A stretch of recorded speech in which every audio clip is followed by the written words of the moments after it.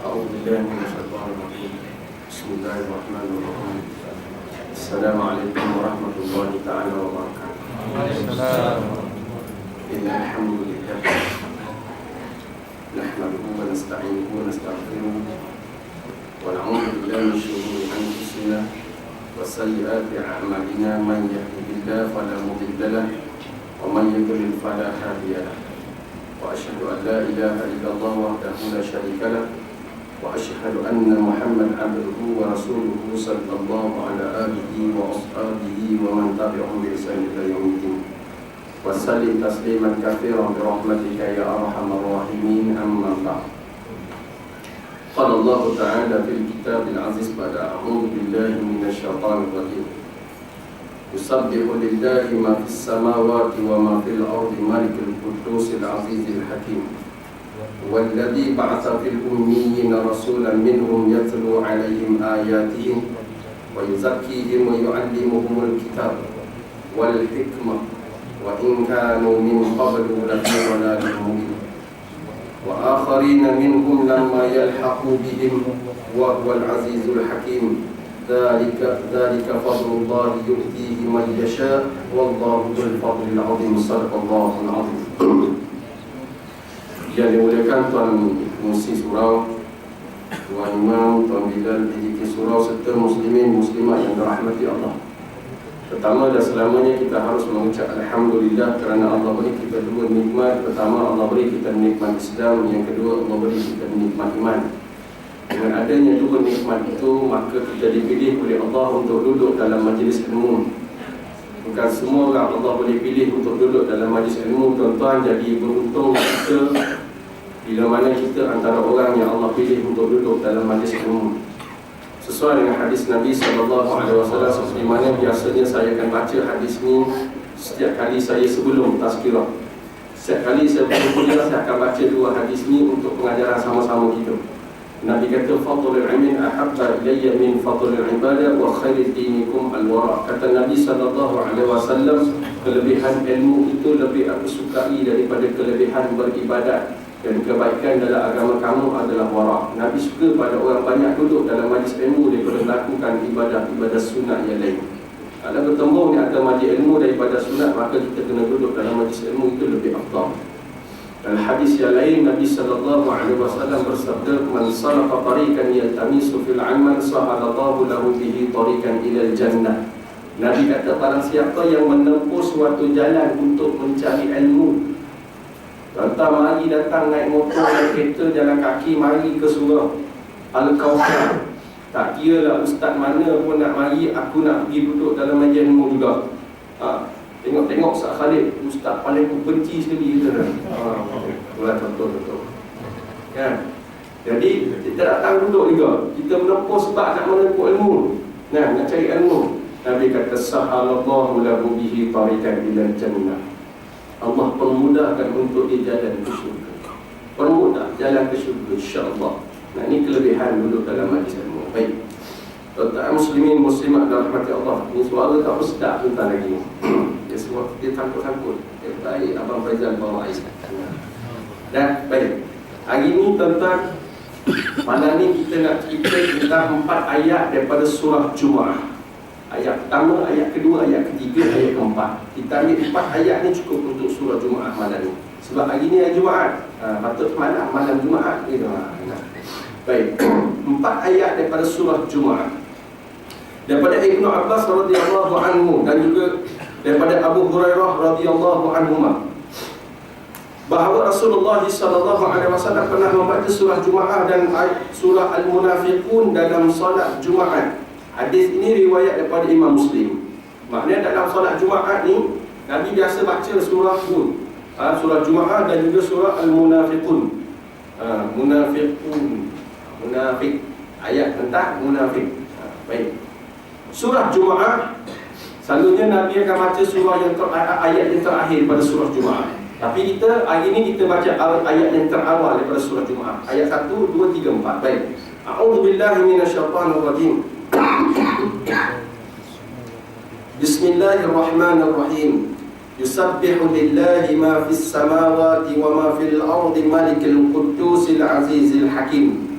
Walladzi ba'atsa fi ummiyina rasulan minhum yatlu 'alaihim ayatihi wa yuzakkihim wa yu'allimuhumul kitab wal hikmah wa in kanu min qablu lafi dhalalin mubin wa akharina minhum lamma yalhaqu bihim wa huwal azizul hakim. Dzalika fadlullahi yu'tihi man yasha wallahu dzul fadlil azim. Shadaqallahul azim. Apa Allah sebut di dalam ayat surah Al-Jumu'ah ayat 1 sampai 4 ni? Allah mengatakan senantiasa bertasbih kepada Allah apa yang ada di langit dan apa yang ada di bumi. Bila Allah sebut tentang ayat pertama tadi, yusabbihu lillahi ma fis samawati wa ma fil ard, Allah memberitahu kepada kita bahawa segala sesuatu yang ada di langit dan di bumi ini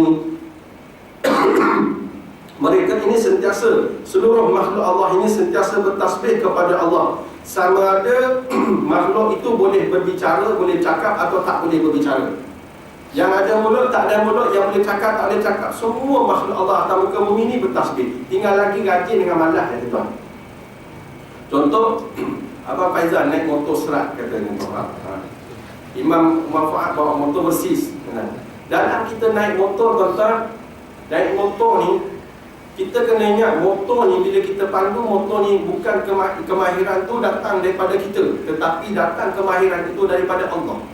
Semua kehendak Allah. Kemahiran tu datang kepada ilmu itu semua daripada Allah. Kita hanya melaksanakan kemahiran yang Allah kurniakan kepada kita. Jadi bila mana naik motor tu, kalau kata contoh kita naik kita naik serat, kata mulut ni kena sentiasa bertasbih. Pagi tadi tuan-tuan di Pulau Indah, dalam kampung aksiden, Allahu Akbar, meninggal tadi lepas Jumaat, baru lepas asar tadi bawa ke bumi. Nah, aksiden motor dengan basikal, dia bangun tuan-tuan, kita datang sapu. Allahu Akbar, nak lari kan, siap. Jadi itu memang dia punya ajar dia kat situ. Setiap yang nyawa pastinya akan mati. Tapi bagaimana kita mati? Maka macam mana cara kita mati? Dan kita mati, adakah kita mati dalam keadaan yang baik ataupun buruk? Walaupun dalam kemalangan, bila makna dalam kemalangan kita ni, kemalangan kita bawa kereta, atas kita bawa ni tuan-tuan, semua kemahiran itu datang daripada Allah. Maka sentiasalah bertasbih. Pasal tu saya pesan kepada mak-mak motor tadi, yang kita duduk di Asia, mak-mak motor satu saya pesan, datang motor 5 tasbih ni dan 5 zikir ni jangan tinggal. Pertama, la ilaha illallah. Sebab kita nak tasydid kita punya syahadat. Tasydid ni memperbaharui syahadat. Yang kedua, astaghfirullah. Supaya hilang perasaan ego, sombong, riak, angkuh bila ada di atas jalan raya, bawa pula motor besar. Macam ni kan. Jadi hilangkan sifat riak ni, angkuh ni. Yang ketiga, bila astaghfirullah. Kemudian yang ketiga, selawat. Allahumma salli ala Sayyidina Muhammad. Bila mana Nabi kata sekali mu selawat kat aku, Allah selawat ke atas kamu 10 kali. 10 kali mu selawat kat aku, Allah selawat ke atas kamu 100 kali. 100 kali mu selawat kat aku, Allah akan selawat ke atas kamu 1000 kali. Allah selawat kat kita, tuan-tuan. Macam mana Allah selawat? Wallahu a'lam. Itu jangan kita fikir. Yang kita tahu sekarang ni, janji Nabi bila selawat sekali kat Nabi, Allah selawat kat kita 10 kali. 3 selawat. Keempat, apa dia kita baca? Subhanallahi wa bihamdihi, subhanallahil azim. Subhanallahi wa bihamdihi, subhanallahil azim. Kalau tengok dalam kitab Sahih Bukhari, hadis yang terakhir sekali Nabi kata, kataan ini mudah nak sebut, tetapi berat timbangannya di mizan. Dia mudah disebut, tapi malas nak baca. Mudah nak sebut, tapi malas untuk berzikir, nak sebut subhanallahi wa bihamdihi, subhanallahil azim. Sedangkan di akhirat besok, di mizan tuan-tuan, dia adalah benda yang paling berat sekali. Berat di mizan, ringan di dunia. Ringan dia, mula nak cakap subhanallah wa bihamdihi, subhanallahil azim. Cuma lagi malas nak baca, malas nak sebut. Sedangkan dia berat di mizan. Yang keenam, yang kelima tuan-tuan, la haula wala quwwata illa billah. Tiada daya pada diri aku melainkan dengan pertolongan Allah. Ini bawa kenderaan, kereta besar, motor besar, kita bawa kenderaan yang kita bawa ni bukan kehendak kita yang berjalan. Ia semuanya adalah bergantung pada kehendak Allah. Maka tak ada daya pada diri kita melainkan dengan pertolongan Allah. 5 benda ni bertasbih. Jadi Allah sebut dalam ayat ni, makhluk-makhluk Allah ni sentiasa bertasbih kepadanya. Pasal tu Nabi syorkan kepada kita, bila mana kita mari datang surau, pergi jalan lain, balik jalan lain. Pergi ikut jalan dekat, balik ikut jalan jauh sikit. Macam tu lah. Sebab makhluk-makhluk yang kita bertemu di tepi jalan ni, tuan-tuan, sama ada binatang ataupun tumbuh-tumbuhan, apa saja makhluk Allah di atas muka bumi ni, mereka ni bertasbih bila mana melihat kita dalam keadaan kita pergi ke satu tempat yang baik, maka dia mendoakan pengampunan ke atas diri kita. Nah, sahabat tuan-tuan berlumba-lumba bila Nabi kata duduk rumah dekat dengan surau ni, mudah nak mari masjid, mudah nak mari surau, berlumba-lumba nak pergi duduk dekat dengan surau. Bila mana Nabi kata keistimewaan duduk yang jauh pula, bertemu dengan makhluk yang ramai tadi yang mendoakan dia. Kemudian Nabi kata makhluk yang sentiasa bertasbih ni mendoakan, berlumba-lumba pula buat rumah dekat jauh daripada masjid. Dah sahabat takwa mereka kuat. Nabi kata gini dia buat gini, Nabi kata gini dia nak buat gini, tak? Nak ikut semua kehendak Nabi. Baik. Kemudian bila mana Allah sebut dalam tadi, semua makhluk bertasbih, kepada siapa dia bertasbih? Iaitu Al-Malikul Quddus, Maliki Yaumiddin, Al-Malikul Quddus, iaitu Raja yang Maha Suci. Raja, tuan-tuan, bila sebut Raja, Sultan, kita kat dunia ni Sultan. Di dalam negeri kita ni ada seorang Raja, kita panggil Sultan Selangor. Sultan Selangor ni dia memegang kepada agama di dalam sebuah negeri. Sultan Selangor pegang negeri Selangor, Sultan Kelantan pegang negeri Kelantan, Sultan Terengganu pegang negeri Terengganu, Sultan Pahang pegang negeri Pahang. Macam tu. Jadi bila mana dia pegang sebuah negeri, dia ketua agama dalam sebuah negeri. Bila mana dia mengeluarkan satu arahan, satu undang-undang, satu orang kata apa? Peraturan. Okey, negeri Selangor, kamu rakyat negeri Selangor kena ikut peraturan sekian. Sistem Islam ni kata sesat, kata Sultan Selangor kata dia tu kan. Sistem Islam ni sesat, jangan ikut dia. Maka kita jangan ikut. Ni Sultan Selangor, arahan Sultan.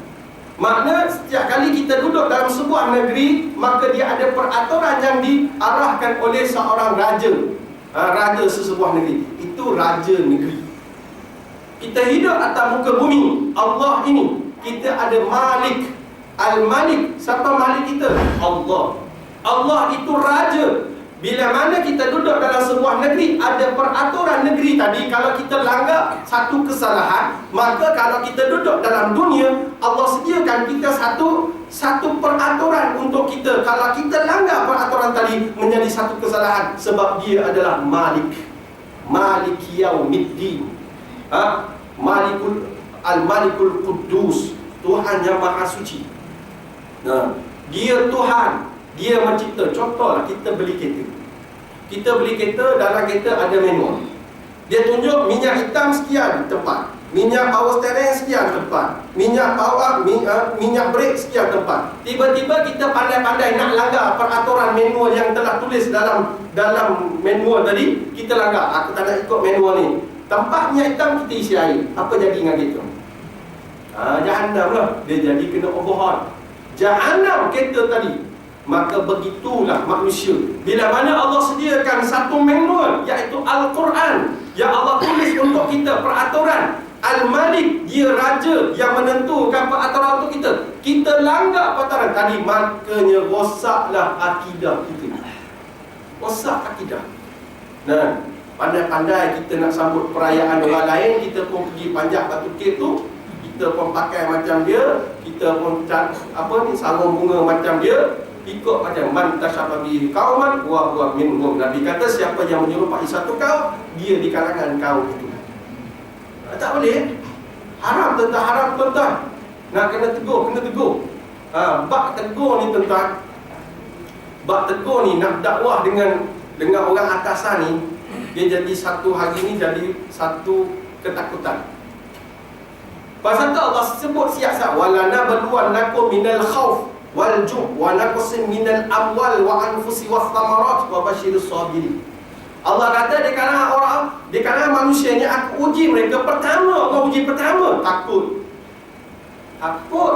nak cakap benda-benda menyatakan kebenaran, takut tuan-tuan. Nak tegur orang, takut. Saya pernah tahu tuan-tuan, kita nak cerita takut ni. Ni kerja takut ni, nak berdakwah ni, bab takut ni tuan-tuan, nak berdakwah ni, dia satu fenomena lah ni. Takut nak cakap benda-benda, ambil play safe. Play safe, ambil jalan selamat. Jalan selamat, aku tak kena lucuk jawatan, aku kekal ada jawatan, gaji setiap bulan 15,000, macam contoh itu. Takut, ni play safe. Kata ada seorang ulama ni, dia panggil anak murid dia datang ni, bab dakwah. Dia kata anak murid dia, sana ada kelab malam, sekarang ni aku perintahkan kau pergi letupkan kelab malam tu. Apa hukum letup kelab malam? Anak murid dia jawab, halal lah Syekh, halal. Mau bunuh dia halal, halal. Sebab apa? Sebab dia melakukan maksiat. So, bila mana dia mati dalam keadaan dia buat maksiat, dia masuk syurga ke neraka? Dia tanya dekat anak murid dia. Anak murid jawab, masuk neraka lah Syekh, mati dalam keadaan buat maksiat. Baik, selesai. Iblis, apa tugas iblis? Tugas iblis, dia jawab, tugas iblis menyesatkan manusia. Kenapa nak sesatkan manusia? Supaya manusia tadi mati dalam keadaan sesat dan masuk neraka bersama dengan iblis. Makna kerja iblis menyesatkan orang, kemudian matikan orang dalam keadaan sesat, kemudian orang tadi masuk neraka. Iblis kerja dia masukkan orang dalam neraka. Mu letupkan orang dalam kelab malam tadi, mati dalam keadaan maksiat, masuk neraka. Makna mu bekerjasama dengan iblis. Kerjasama dengan iblis. Tahu? Dia tak halusinasi dengan iblis. Senang kita. Kemudian makna mu kerjasama dengan iblis, kerja kamu adalah menyesatkan orang masuk neraka. Dan apa nak perlu buat? Syekh, dia kata mu kena masuk berdakwah, berani, jangan takut. Imam Hasan Al-Banna masuk dalam kelab malam berdakwah. Imam Hasan Al-Banna masuk dalam kelab malam, dakwah pada orang kelab malam. Kami pun buat. Kata Ayi dulu pernah buat dulu. Ada satu surah ni ajak pergi ke kelab dandut. Dekat mana? Medan Mara di KL. Medan Mara. Kelab dandut di Medan Mara, bangunan Medan Mara tu di Kuala Lumpur. Kita pergi. Masuk tuan-tuan, majoriti 99% dalam tu semua orang Melayu. Melayu Islam. Ada orang Cina dengan dandut? Ada. Ada orang India dengan dandut? Ada. Yang dengar orang Melayu dengan Indon, dua tu je. Masuk memang confirm 99% orang Melayu Islam tuan-tuan. 1% dia bukan orang Islam. Siapa dia? Tuan punya kedai. Masuk dekat pintu tu tuan-tuan, ni badan semua macam Abang Faizal ni. Ada naik lagi pada dia, lagi besar pada dia lagi. Badan macam ni, body boulder tu. Keluar tu, bouncer. Dengan lantai dia, dengan gelang bengal dia tuan-tuan. Bengal dia dengan kita kalau balik kat muka aku tuan-tuan, memang confirm Mekah saja. Kita masuk dalam tu tuan-tuan. Saya cakap, ada seorang orang tua ni, umur dekat 60, saya rasa macam tu lah, lebih kurang joget. Dia tengah joget dandut dengan seorang GRO, prospek dekat pinggang tuan-tuan. Allah Akbar. Kita jadi macam Allah. Saya cakap dengan kawan-kawan ni, kita tak boleh lama dalam ni. Habis satu lagu kita keluar. Lagu apa tuan-tuan? Nyut kepala, rasanya mahu pecah gara-gara kamu marah-marah padaku. Dandut. Dandut lah kan? Pakcik tu tuan-tuan binya je pada dia dengan dia aku. Saya kata kita tak boleh berdakwah dalam ni. Kenapa? Mu tengok tadi bongsa dia, sebelum mu pergi dakwahkan pada dalam ni, mu kena pukul dulu. Baik kita keluar dengan mu. Keluar tuan, minum kat luar lebih baik daripada minum kat dalam tu. Sebab apa tak berani nak berdakwah dalam tu? Sebab ada bongsa kat luar. Jadi bongsa ni menakutkan kita. Walaupun kita tahu aku mati macam mana pun mati, tapi aku tak kira bongsa ni. Tapi tengok badan 3 kali ganda dengan kita, tuan-tuan fikir 2 kali nak dakwah dalam kelab dandut tu. Kita keluar, pasal apa keluar? Walana baluwannakum minal khauf. Allah sebut dah siap-siap. Aku uji kalian ni, orang-orang beriman ni, dengan perasaan takut. Takut nak menyatakan kebenaran, takut nak berdakwah, takut. Jadi takut ni ujian Allah. Semua orang akan ada perasaan takut. Takut ni. Jadi bila mana Allah sebut sini Al-Malikul Quddus, Raja yang Maha Suci, maka dia ni adalah Raja yang menentukan segala hukum yang kita hidup atas muka bumi. Ini kehendak Allah. Kemudian Azizul Hakim, yang Maha Perkasa lagi Maha Bijaksana. Bila disebut Maha Perkasa, bukan perkasa yang ada atas muka bumi ni tuan-tuan. Tu perkasa tu langsung tak boleh pakai. Nah, maksud perkasa ni Allah yang Maha Perkasa lagi Maha Bijaksana dalam menentukan hukum, syariat, perlembagaan, undang-undang. Allah yang menentukan semua. Allah Maha Bijaksana. Alamak, kejap. Memang masa aku hari ni tentang hari datang naik motor. Tak apa, hujan rahmat. Baik. Nak naik kereta tadi keluar Pulau Jam tuan-tuan. Kalau saya keluar naik kereta ni confirm belum sampai hari ni. Jam tengok hari ni ada 2 lori rosak situ. Baik. Bila sebut Azizul Hakim, Maha Perkasa lagi Maha Bijaksana. Allah Maha Bijak. Ayat ini menafsirkan kita bahawasanya bagi membuang kata-kata hukum Allah ni tidak sesuai, hukum Allah ni tidak sempurna, buang perkataan ni. Sebab apa? Allah dah sebut Azizul Hakim, dia Maha Perkasa, Maha Bijaksana. Maka bila mana ada golongan yang kata hukum Allah ni tak boleh pakai, nanti kita tahu hukum Allah ini adalah hukum yang daripada Tuhan, tetapi kita kena berpaksikan kepada realiti. Nak realiti apa lagi? Tuan-tuan hidup atas muka bumi ni tidak realiti lagi ke? Nak realiti macam mana lagi? Kiamat baru realiti. Yang cakap ni kalau orang kecil tak apa, ni orang besar yang keluar TV. Kita nak realiti macam mana lagi? Allah kata dia Maha Bijaksana tuan-tuan. Bila sebut Maha Bijaksana, kes Pondan yang ada di Negeri Sembilan, kes Pondan tu, bila mana Mahkamah Syariah kata dia bersalah sebab berpakaian wanita, Pondan ni, tiba-tiba Mahkamah Persekutuan kata dia tidak bersalah, itu hak asasi manusia. Nak kata secara indirectnya hukum Allah ni tidak sesuai, hukum Allah ni tidak bijaksana. Nak kata tu je, cuma dia tidak cakap secara direct, dia cakap indirect.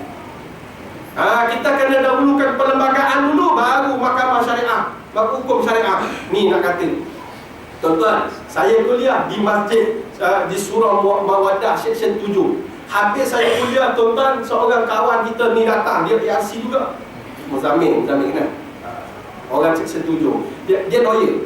Dia kata, Ustaz, hakim yang menentukan hukuman tu dia duduk sini. Bagus tu, dia bagi kuliah lah. Dia bukan muka kuliah Ustaz.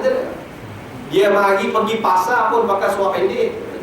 Dia memang hidup western tuan-tuan. Tapi yang paling utama tuan-tuan, dia kata, Ustaz, dia ni paling suka adalah jenis lelaki lembut. Dia paling suka.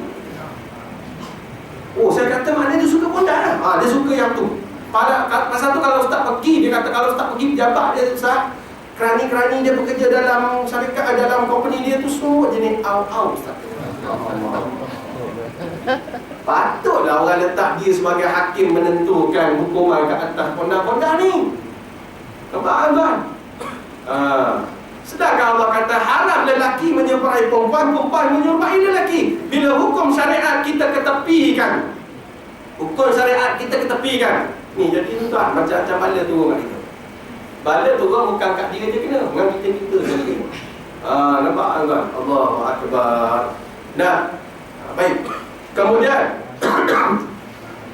ayat yang kedua Allah kata huwallazi ba'atha fi ummiyina rasulan minhum yatlu alaihim ayatina wa yuzakkihim wa yu'allimuhumul kitab wal hikmah wa in kanu min qablu la fi dhalalin mubin. Baik, Allah kata huwallazi ba'atha fi ummiyina rasulan minhum.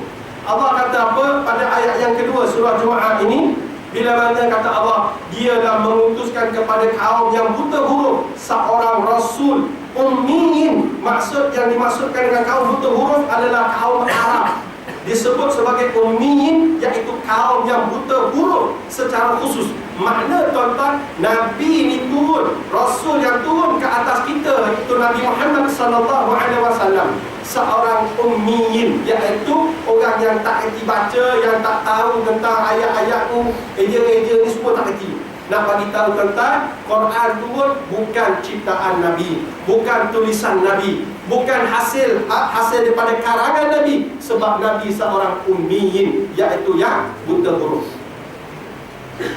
Nah, Jibril, bila mana Allah mengarahkan malaikat Jibril turun bertemu dengan Nabi SAW, apa surah pertama yang turun kepada Nabi? Iqra. Jibril kata, ya Muhammad, Iqra. Ya Rasulullah, Iqra. Nabi kata, aku nak baca macam mana wahai Jibril? Aku tak kerti baca, aku tak kenal huruf ni. Kata Jibril, Iqra ya Muhammad. Nak baca macam mana tak kerti.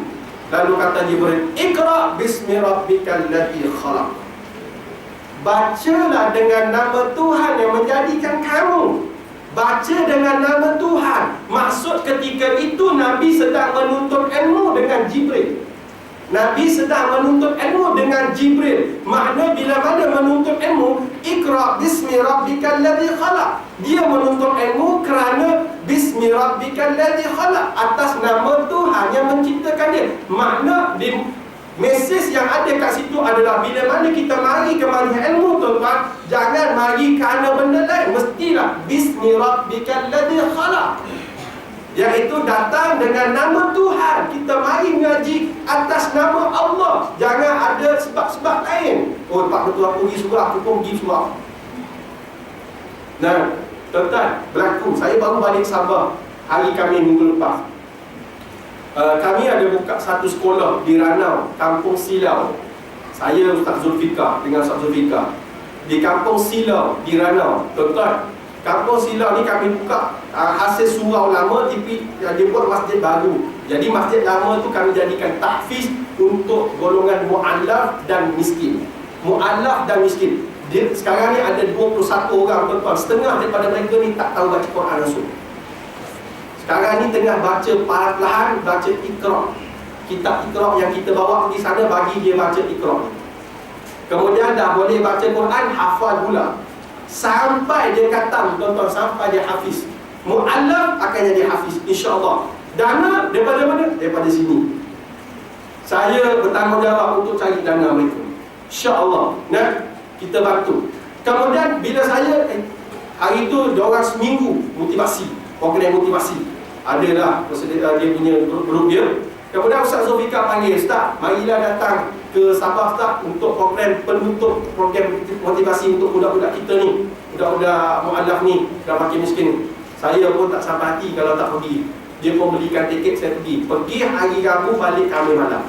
Satu hari je tuan. 2 hari 1 malam. Pergi Rabu pagi, balik Khamis malam. Sempatlah berforum sekejap. Kemudian malam tu saya forum dengan Ustaz Zulfikar. Bila forum tu lah ni dengan budak-budak ni, habis forum seorang datang, Ustaz, belakang ada SB. Biasa saya kalau pergi Ranau pasti ada SB. Tahu SB? Simpul Kinzil. Senang cerita kan, dah. Tuan-tuan kalau pergi ke Ranau, tuan-tuan singgah sekejap, singgah sebentar di Balai Polis Ranau. Kalau sampai Ranau, sampai lepas ni sampai Ranau, saya pesan singgah sebentar di Balai Polis Ranau. Tuan-tuan tanya dekat OCPD Balai Polis tu, OCPD itu, OCPD Ranau, tanya, Tuan, tolong tunjuk senarai nama Ustaz blacklist. Dia akan tunjuk 12 ke 15 orang dia akan tunjuk. Pertama, Ustaz Zulfikar. Dia sebab orang Sabah, lantang sangat, nama blacklist terus. Ustaz Zulfikar, blacklist di Ranau. Kedua ni, Ustaz ni memang lagi teruk Ustaz. Memang tak tahu nak kata kan. Ustaz Khalid Nayan, aku tuan. Orang Kelang blacklist kat Ranau. Sebab apa jadi macam ni, tuan-tuan? Pernah satu hari kami pergi ke Ranau, kami bersama dengan kumpulan Hijaz.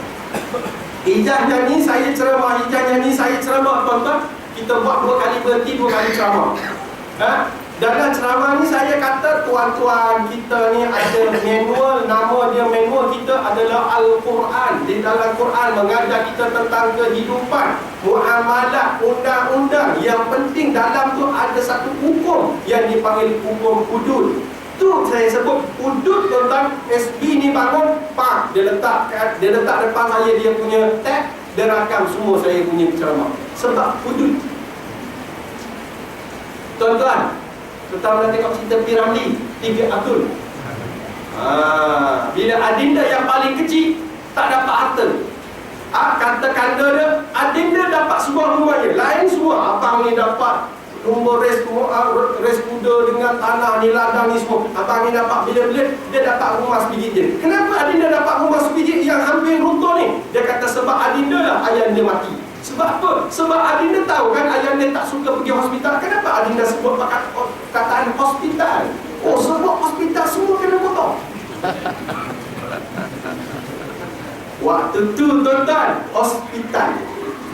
Hari ni pasal tu tengok cerita Piramli, jangan khayal tengok itu lah. Ada pengajaran dalam cerita tu. Boleh faham?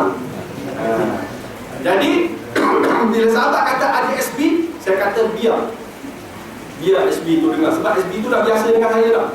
Setiap kali aku datang, Ranau muka dia lah tuan. Pasal datang Ranau muka dia lah datang dengan ceramah. Tak apa, saya kata biar. Mudah-mudahan dia jadi seperti bodyguard Syekh Abdul Majid Zindani. Haji Faizal baru balik daripada Yaman.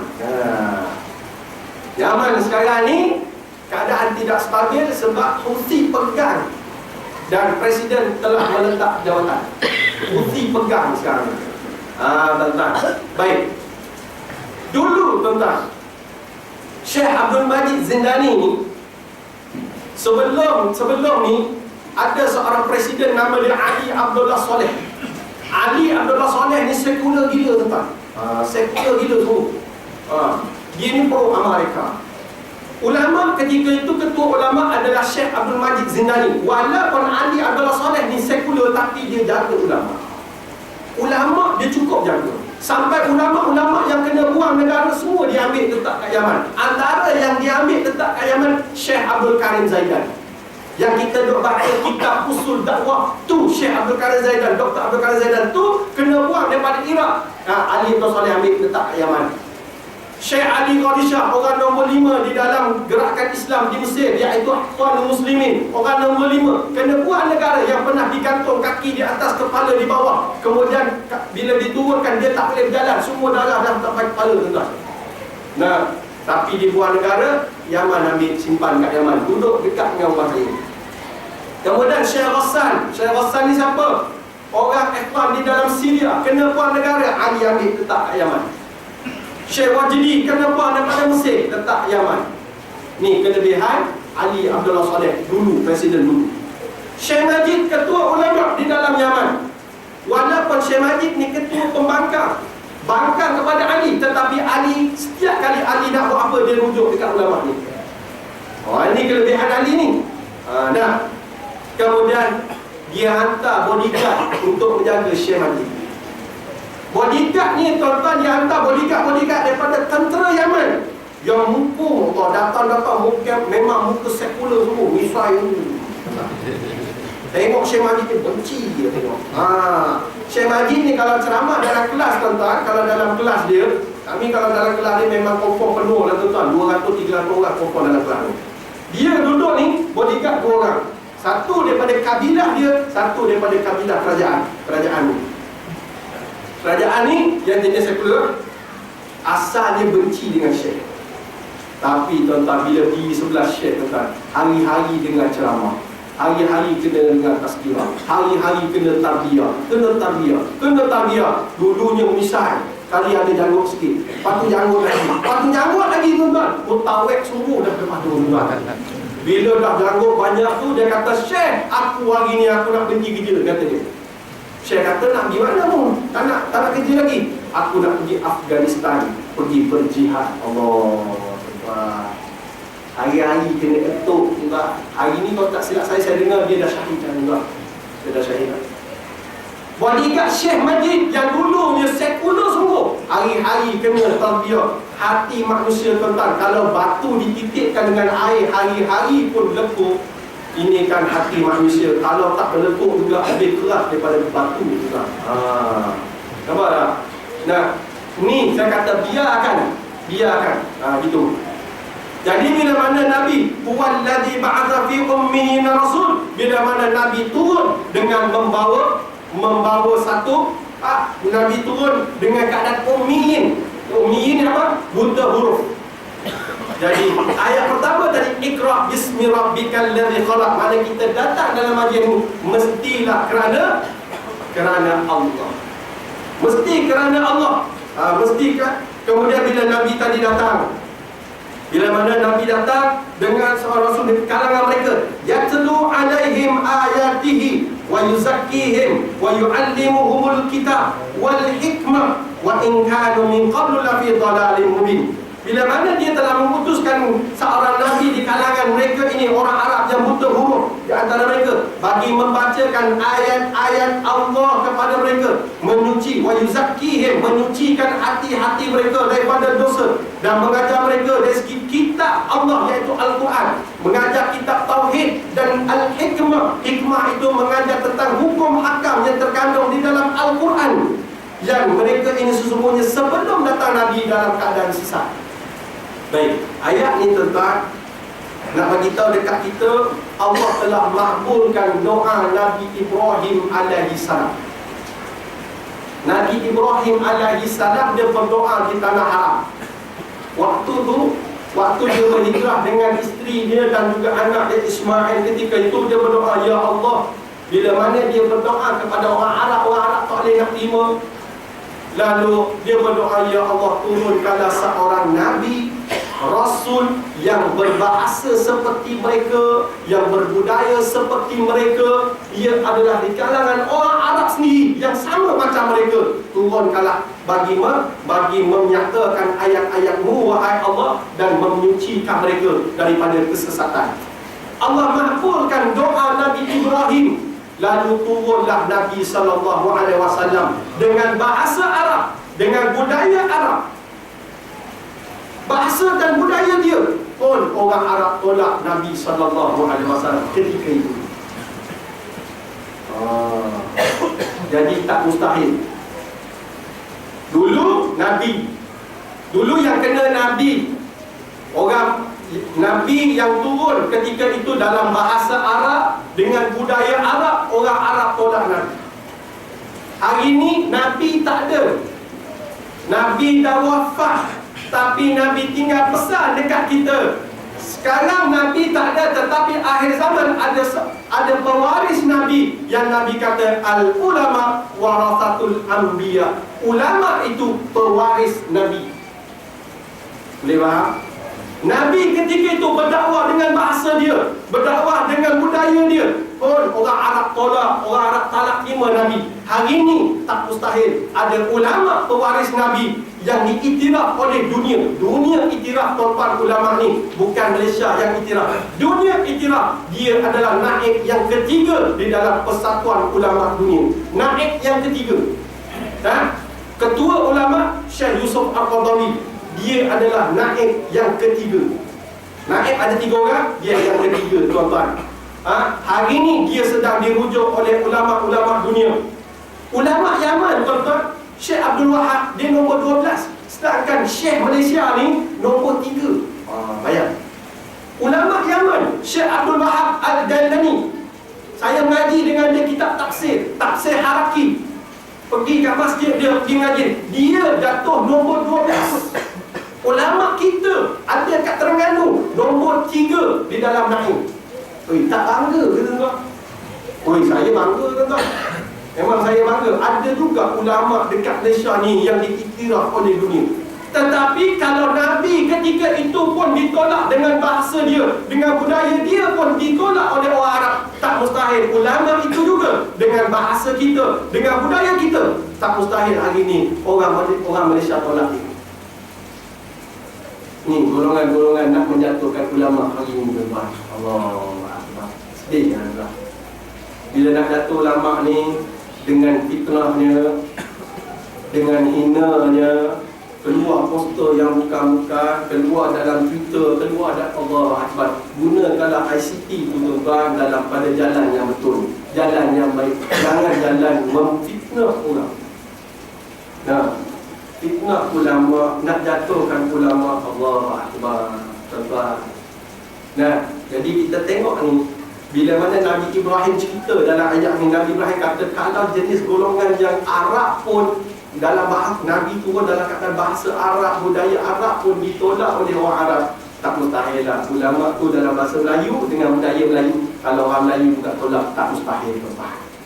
Maka kita pun jadi macam Quraisy dulu lah.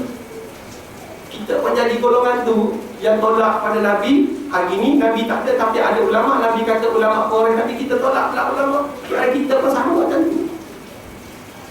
Boleh faham tak? Ni ayat saya bagi penerangan ni. Ayat ni tentang Allah turunkan jenis ni. Allah Akbar. Sedangkan ulama ni, dia bukan salah-salah orang tuan-tuan nak ambil sebagai ulama dunia ni. Pertama, dia faham Quran. Kedua, dia faham hadis tuan-tuan. Dia faham hukum hakam. Kalau tidak, pasakan dia boleh diangkat menjadi dalam persatuan ulama dunia. Bukan persatuan ulama Malaysia, persatuan ulama dunia tuan-tuan. Bila saya terpelajar tengok syekh saya yang mengaji dekat Yaman, Syekh Abdul Wahab Dailani ni, saya tengok dia ni memang faqih tuan-tuan. Buat dia tafsir tentang ayat Quran, Allahu Akbar. Itu pun nombor 12. Syekh Yaman ni pun nombor 12. Tiba-tiba Syekh Malaysia ni nombor 3. Allahu Akbar. Kita jadi terkejut, bangga tuan-tuan. Ada lagi syekh yang macam ni dekat Malaysia.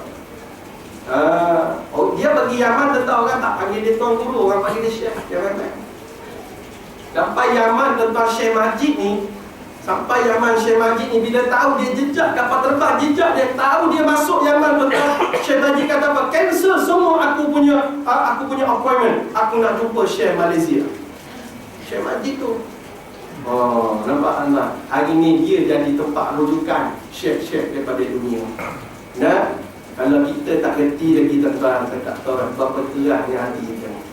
Nah, jadi ayat ni tadi tidak heranlah Nabi dalam bahasa Arab pun ditolak. Jadi kita hari ni tak mustahil kalau ulama dalam bahasa kita pun kita tolak tuan-tuan. Baik. Kemudian Allah kata, wa akharina minhum lamma yalhaqu bihim wa huwal azizul hakim. Iaitu dan juga kepada kaum yang lain dan mereka belum berhubung dengan mereka, dan dialah yang maha perkasa lagi maha bijaksana. Allah ulang sekali kedua, maha perkasa lagi maha bijaksana. Imam Abdul Adil Bukhari rahimahullah meriwayatkan daripada Abu Hurairah berkata, kami pernah duduk bersama dengan Nabi, lalu diturunkan kepada beliau surah Jumaat, wa akharina minhum lamma yalhaqu bihim, dan juga kepada kaum yang lain daripada mereka sebelum berhubung dengan mereka. Lalu mereka bertanya, bila ayat ni turun pada orang lain, maknanya Nabi ni bukan duduk turun untuk orang Arab saja, termasuklah orang lain. Lalu sahabat lain tanya, siapa yang dimaksudkan dengan orang lain itu wahai Rasulullah? Rasulullah diam. Tanya lagi, siapa yang dimaksudkan dengan orang lain itu wahai Rasulullah? Rasulullah diam. Kali ketiga tanya, siapa orang lain yang dimaksudkan dalam ayat itu ya Rasulullah? Lalu Rasulullah ketika itu memegang seorang sahabat. Lalu Nabi kata, "Lau kana imanun 'inda turat suraya lanarahu rijalun aw rajalun min haula." Nabi kata apa? Seandainya keimanan itu ada pada bintang kejora, pastinya akan dicapai oleh beberapa orang atau seorang daripada kalangan mereka. Dia pegang sahabat ni, dia kata daripada kalangan seorang sampai kalangan mereka ni. Kalau iman itu ada di bintang, pastinya mereka ni akan berebut untuk mengambil iman itu. Dia pegang, walaupun salah seorang daripada mereka. Dia pegang sahabat ni. Siapa sahabat itu? Sahabat itu adalah Salman Al-Farisi. Salman Farisi ni, nak bagi tahu tuan-tuan, dia bukan orang Arab. Salman Farisi ni adalah orang Farsi. Farsi ni bukan orang Arab. Farsi yang ini orang Iran. Iran bukan pakai bahasa Arab, dia pakai bahasa Farsi. Ya, makna nak bagi mesej dekat kita tuan-tuan, Nabi turun atas muka bumi bukan untuk orang Arab sahaja, tetapi termasuklah Melayu, Filipin, Indonesia, Thailand, Amerika, England, semua yang ada atas muka bumi ni. Nabi yang satu hari ni akhir zaman, iaitu Nabi Muhammad sallallahu alaihi wasallam. Ni ayat bagi tahu. Jangan pandai-pandai nak buat Nabi baru pula. Rasul Haji Kahar. Sekarang dah meletakkan jawatan. Ingat itu jawatan dia senang-senang ambil, senang letak jawatan. Kalau Ustaz Nazmi malam tadi tu tuan, otak kau, dia kata gitu. Ustaz Nazmi malam tadi kita ada program dengan Ustaz Nazmi. Kepala otak kau, dia kata gitu. Allah Akbar. Nah, makna jawatan Nabi ni bukan daripada manusia, daripada Allah Subhanahu wa Ta'ala. Baik.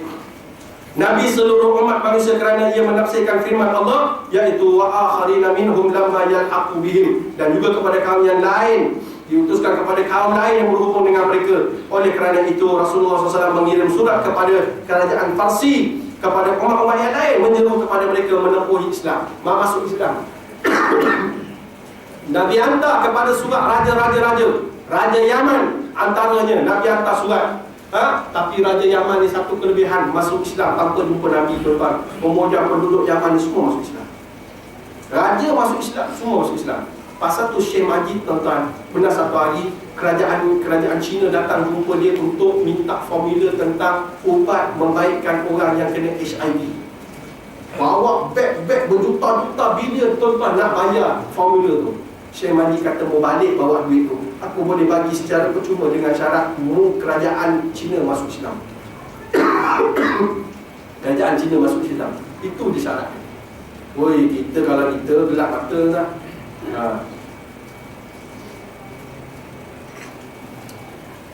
Jadi Nabi buat benda ni. Nabi hantar surat. Sebab dia Nabi akhir zaman, dan dia seorang je Nabi, dan dia bukan untuk orang Arab, termasuklah orang lain. Jadi Nabi hantar surat-surat. Pasal tu Khalid Al-Walid, tuan-tuan, dia hantar surat kepada kerajaan Kisra. Bismillahirrahmanirrahim.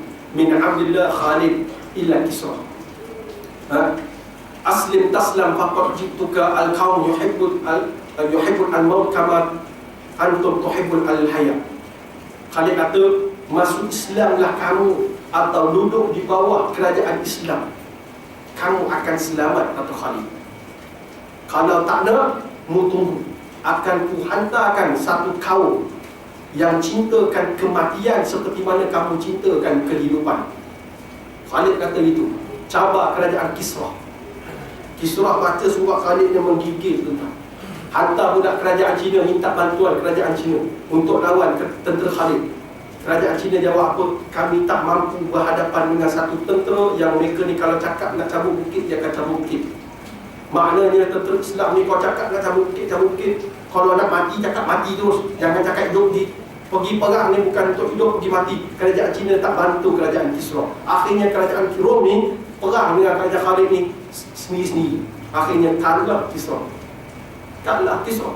Khalid sempat berdakwah dengan seorang ketua tentera kita itu, George nama dia. Masuk Islam, mati pula syahid kat situ. Allahu Akbar. Dia tanya dekat Khalid, kalau aku masuk, kalau ada orang kafir masuk Islam, kemudian baru masuk Islam, tiba-tiba belum nak sembahyang, belum apa lagi, tiba-tiba dia terus berjuang mati, macam mana? Khalid kata syahid. Terus dia memuncak depan Khalid ketika itu. Dia Khalid Al-Walid, tuan-tuan, hebat. Nama Khalid ni memang terturas kita. Yang ni Khalid cerai, tuan-tuan.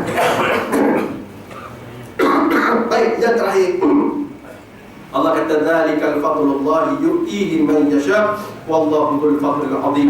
Demikianlah kurniaan Allah diberikannya kepada siapa yang dikenakinya. Allah mempunyai kurnia yang besar, iaitu dia telah memberikan kepada Nabi Muhammad SAW merupakan kenabian yang agung serta berbagai hal khusus diberikan kepada umat beliau tentang seluruh keputusan Nabi. Baik, bila Allah kata demikianlah kurniaan Allah, itulah kurniaan Allah. Maknanya, tuan-tuan, bab dakwah ni hidayah bagi datang daripada Allah, bukan pada kita.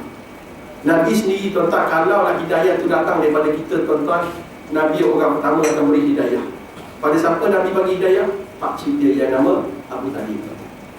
Abu Talib orang pertama akan dapat hidayah pada Nabi. Sebab Abu Talib ni sayang Nabi bukan macam kita sayang Nabi, tuan-tuan.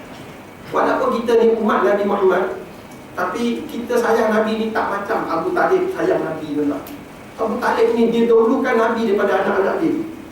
Dengan Nabi ni, dia dulukan Nabi daripada anak-anak dia. Kita dulu anak, dulu Nabi. Nampak tak? Kita bukan kita di sini lah, orang Zimbabwe tu tak. Jadi kalau nak hidayah tu datang pada manusia, orang pertama beri hidayah Nabi sendiri. Tapi kita hanya mampu memberi peringatan, memberi tazkirah, memberi dakwah kepada orang lain. Sebab hidayah bukan milik kita, kita hanya menyampaikan saja hidayah itu milik Allah. Kalau Allah buka ketuk hati kita, maka kembalilah kita pada jalan yang betul. Kalau Allah tak nak kita, maka Allah buang kita. Tapi kita sebagai manusia bukan tengok saja tuan-tuan, manjada wajada. Siapa yang usaha, dia akan dapat. Ni bila mana kita usaha, kita akan dapat. Maknanya bukan tengok saja, memang hidayah milik Allah, tapi kita kena usaha untuk mendapatkan hidayah tersebut. Nah, jadi cukup sekadar itu tuan-tuan. Sebab saya dipahamkan depannya ada program lain, kan? Ada program lain pernikahan, kita tak nak nanti lambat hati. Orang kahwin kita kena cepatkan je tak? Kalau hati malik suka. Sebab kahwin ni jangan lambat-lambat, kena cepatkan. Sebab cerai ni jangan lambat.